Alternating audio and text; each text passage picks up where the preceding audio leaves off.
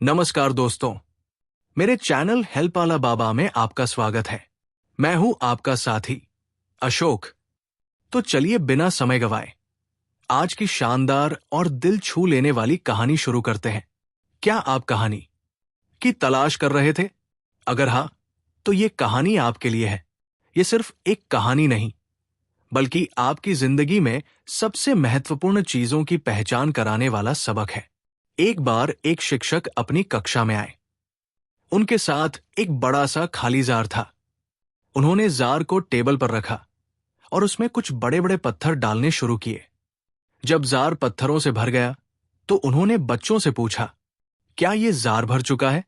सभी बच्चों ने एक स्वर में जवाब दिया, हाँ गुरुजी। फिर शिक्षक ने छोटे छोटे कंकड़ों का एक डब्बा उठाया और उन्हें जार में डाल दिया।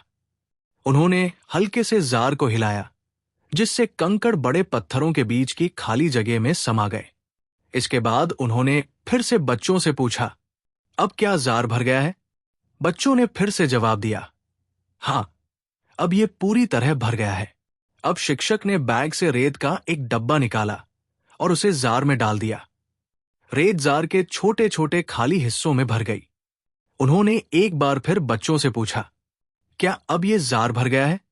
बच्चों ने उत्साहित होकर कहा, हाँ गुरुजी, अब तो ये पूरी तरह भर चुका है। शिक्षक ने मुस्कुराते हुए कहा, इस जार को अपनी जिंदगी मानो। ये बड़े पत्थर आपकी जिंदगी की सबसे अहम चीजें हैं, जैसे आपकी परिवार, स्वास्थ्य और रिश्ते।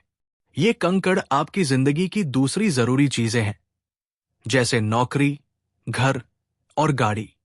और ये रेत आपकी जिंदगी की छोटी मोटी चीजें हैं, जो उतनी जरूरी नहीं है, जैसे टीवी, सोशल मीडिया और अन्य फालतू की बातें।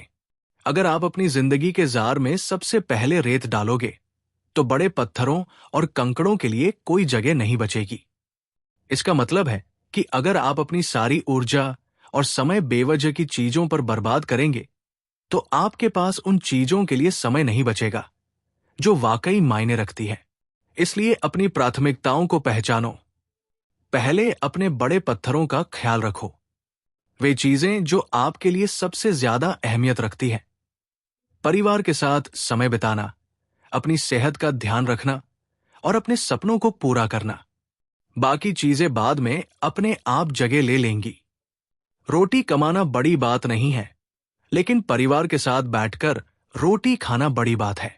इस कहानी से सीख, अपनी प्राथमिकताओं को समझें।